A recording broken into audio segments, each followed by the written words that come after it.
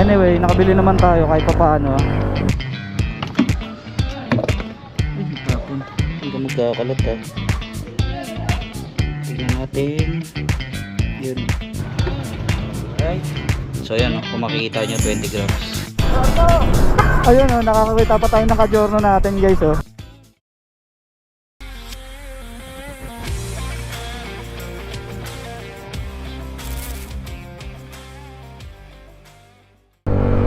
So for today's video guys, i-share ko sa inyo yung first change oil ng aking Honda Giorno. Try natin makapaghanap ng engine oil para mapalitan na rin natin yung panggilid.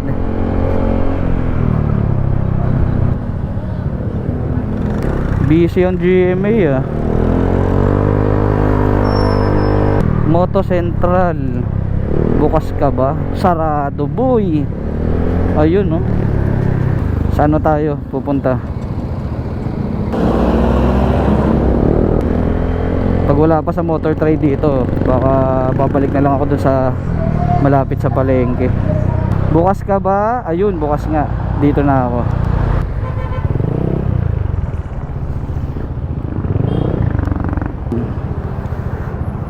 Alright. So try natin dito guys. Medyo sandal ko lang ng ganyan. Anyway, nakabili naman tayo kahit Sunday. Alright. So bali pauwi na tayo ngayon guys. Nakuha na natin yung pakay natin. So let's the change oil begin.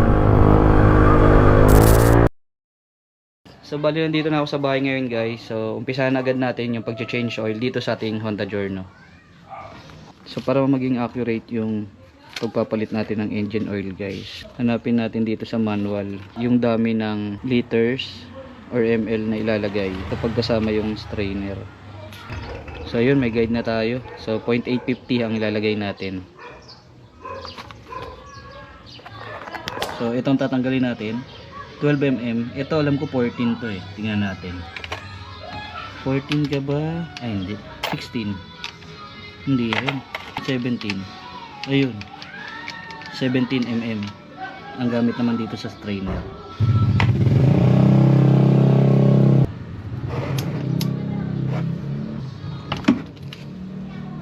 Ayun, naluwagan na natin. So mamaya na natin bubuksan kasi tatapon yan. Kailangan natin ng pangsalo dyan. Bali dito sa strainer, ang gagamitin ko dito, mag-i-impact ako dito kasi medyo crucial to, mabilis mabasag to guys. Kaya mas maganda meron kayong impact range para alam niyo yun, biglaan yung puwersa tapos hindi to mabungi o kaya bumilog. Ay, natapon. So habang hinihintay natin to guys, yung maubos tong pagtulo dito, bubuksan ko na yung strainer.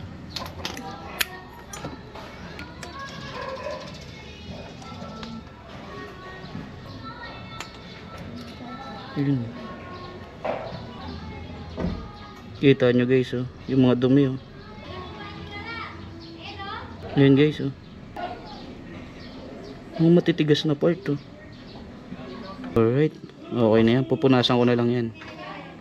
Tapos hintayin natin maubos yung pagtulo nito bago natin ibalik, tapos lagyan ng oil. Medyo tatagilid ko na lang din para mas mabilis. Tignan natin. Yun oh.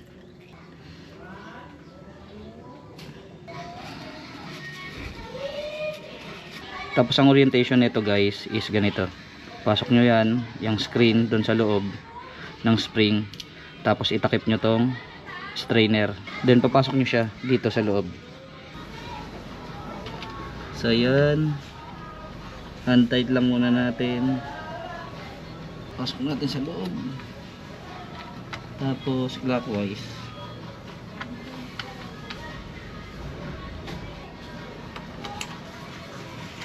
Then to-torque wrench na lang natin.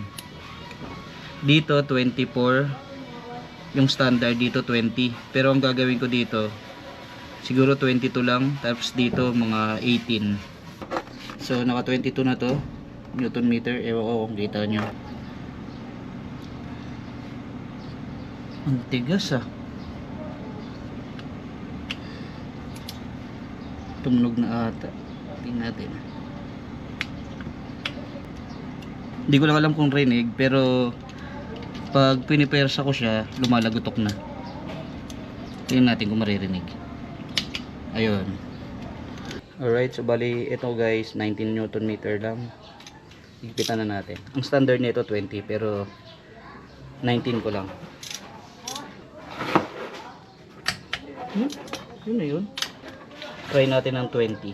20 kasi yung standard. Alright, goods na. So ngayon, maglalagay na lang tayo ng oil. Tapos, after ng maglagay ng oil, titignan na lang natin kung magtatagas siya. Pag hindi, okay na yun. Tanggalin na natin to. Tapos gamit ko guys is itong Honda scooter oil na fully synthetic. So dahil nagtanggal tayo ng strainer, 850. So 1 liter to guys. So tatansyahin na lang natin.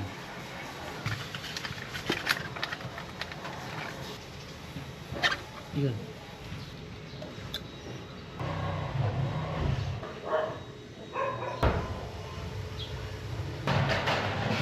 Balik na natin yung drain. Ngayon nabalik ko na yung dipstick. Make sure lang na masikip yung pagkakapasok ng dipstick. Then if ever merong mga excess dito na oil, punasan nyo lang.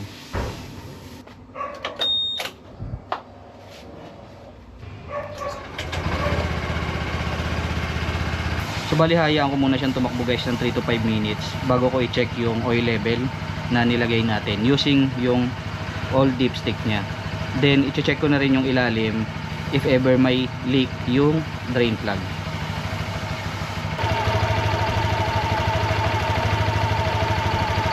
So bali ito yung gagamitin natin pang check. Ito yung old na dipstick niya or yung original niyang dipstick. At least meron tayong initial na result agad kung sobra ba yung nailagay natin or kulang. So ang pagsukat niyan guys, i-dip nyo lang pero wag nyo ilalak. So makikita nyo mukhang pantay naman, mukhang okay naman. So I think yun lang para dito sa change oil natin. Next naman natin gagawin is magpapalit ng panggilid.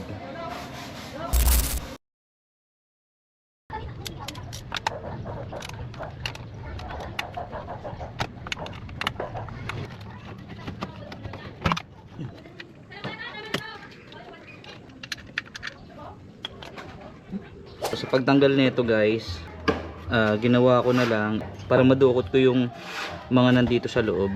Ito ang ginamit ko. Dito naman guys, ang medyo mahirap lang dito pagtatanggalin nyo is yung kinakapitan nito. Itong part na to, kung makikita nyo, parang nakatok siya dyan. So yun yung kailangan nyo madukot. Pero once na matanggal nyo, ang susunod naman yan is yung itong hose na to, nakakapit yan dito. So gamitan ko na to ng impact wrench kasi medyo mahirap na siyang baklasin. Okay. So bali ito na guys yung mga bolts na nandito sa crankcase. So same lang siya sa ADB 160. Yung mga maliliit is paikot dito. Itong maliit na to or mas maikli. Tapos may tatlong sumunod na mahaba sa kanya. Dito naman yan sa tatlong side na to. Tapos isang mahaba dito sa part na to.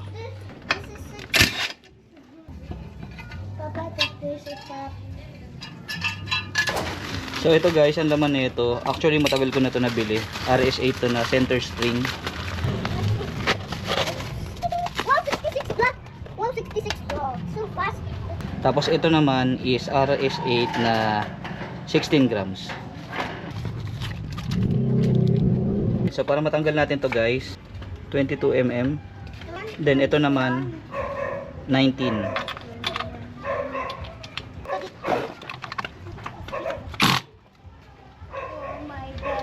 Tanggal na. So yung pumasok ko. Ano natin yun dyan? Dyan. Alright, natanggal na natin. Alright. So ayan, no, kung makikita nyo 20 grams. Papalitan na natin yun, guys. Tapos hindi ko na masyado lilinisin yan. Pupunasan ko na lang tong parang mga dumi-dumi na yan. So okay na yan so far. So nakalas ko na tong clutch lining. So magpapalit na tayo ng center spring. So syempre mayroon tayong impact wrench, kaya mas mabilis natin to nakalas. Grabe, ewan ko kung 800 to. Pero parang ang nipis nung ano nyo, clutch spring. Pero okay lang yan. Tabi muna natin yan dyan. Ito ang pinaka concern natin. Papalitan natin to ng 1K.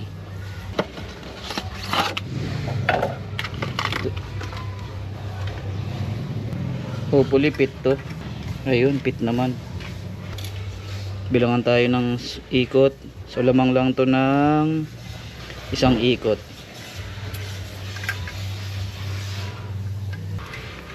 Balik natin yan. So bali share ko rin sa inyo guys kung paano ko kinakabit to ng mag-isa lang ako. Meron akong upuan dyan, nakaupo ko dyan. Tapos apakan ko yan dalawa magkabilaan. Bago ko dahan-dahan siyang i-compress, tapos ilalak ko. Bago ko siya gamitan ng impact wrench. So kailangan sentro nyo muna para madali na lang.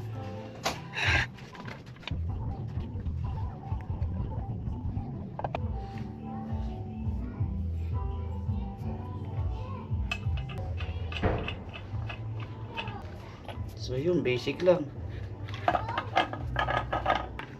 Tapos bago ko siya babarilin, ito.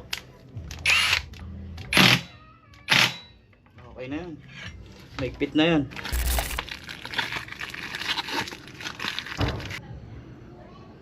So dito, ewan ko, basta nilalagay ko na lang yan ng pare-parehas.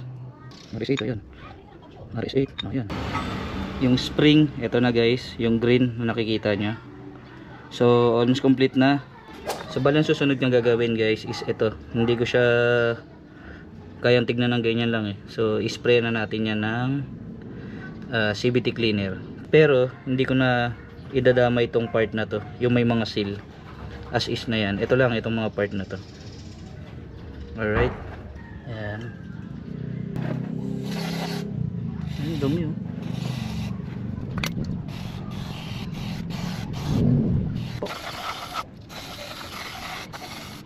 Punasan natin at mabilis na matuyo guys. Matuyo eh. Tapos may tuturo ulit ako sa inyong technique guys. Ito guys, tuturo ko naman sa inyo kung paano nyo mailalagay itong belt.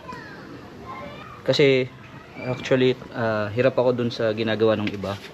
Yung ilalagay na dito yung belt, tapos parang gagawin nila is hihigitin nila hanggang pumasok dun sa loob. Hirap ako sa ganong proseso. So ganito ginagawa ko kadalasan. Alright, tulad nung sinabi ko kanina, Mitsubishi pala to. Ganito yung orientation nung tinanggal natin siya. So ganun rin natin siya ibabalik. So ang ginagawa ko dito guys, inaapakan ko to. Tapos buong puwersa ko tong inaangat pa ganun. Pakita ko sa inyo. Ayan. Ay.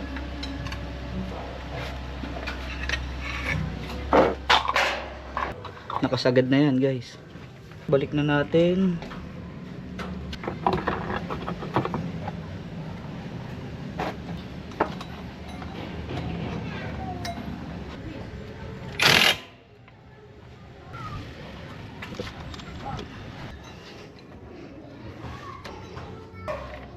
Yan.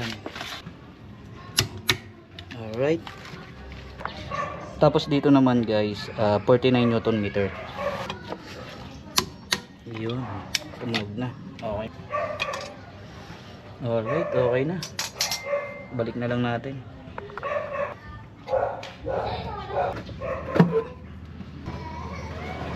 Alright, lapat na. Alright.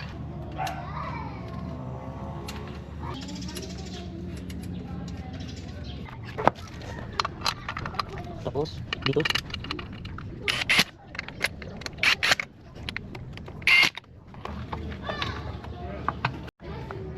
So bali na ibalik ko na to guys. Itong bolt na to, I think pwede naman to. I-hand tight ko na lang. Pero yung pinaka hose, hindi ko na siya maibalik, hindi ko na siya maidukot or may tusok doon sa pinaka suksukan niya.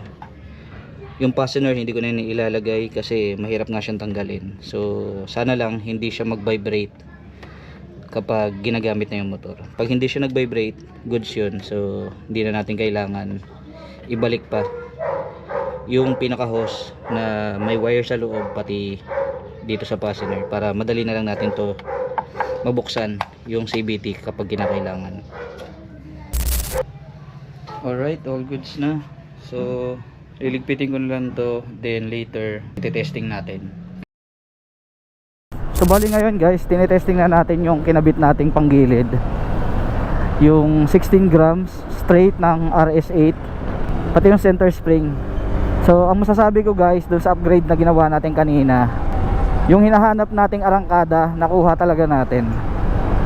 Para sa akin kung itatry nyo siya, talagang worth it guys kapag nagbaba kayo ng bola. So parang maihalin tulad ko na yung lakas neto guys sa ADB, dun sa ADB ko.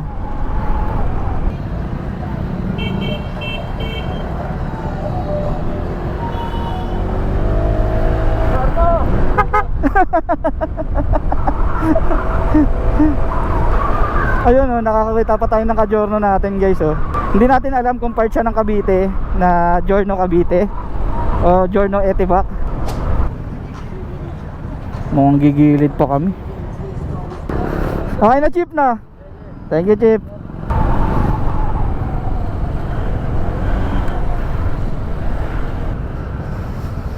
Plaka na ba yan? Oh, Kala ko lang ako. saglit lang to, 3 weeks lang nagkaroon na ako. Nasa po na ba? Wala pa. Wala ba? 3 weeks, 2 weeks. May ano siguro yan, may nangyari yan. Kaya Pero malapit na tayo no? Yung kanto na yan. Dalawa yun diba, yung bypass? Oo. Walang yaya, ninabol kita. Tapos ito gamit ko dun sa silang. Buti na-adjust ko yung rear suspension ko, buta sumabay. Kasi ano to dito malit yung gulong. Kaya talagang dribble ako ng dribble. Nakahabol pa ako sa'yo. Gege, pasok. Anyway, hanggang doon na lang guys. So if ever naging interesting tong video na to para sa inyo, pa-like and share and subscribe na lang din. And if ever meron kayong mga question, clarification, or any suggestion, post nyo lang sa i-upload natin video para dito. So ayun, sana na-enjoy nyo yung video guys. Medyo mahaba-haba to kasi inisa ko na lang. Kaya all goods na to guys.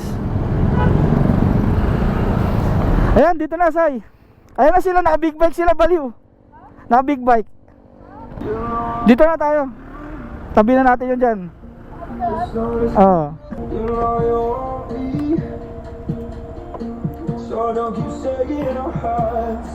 Tinabi ko na dito. Alright, mambaut na, nakarating din.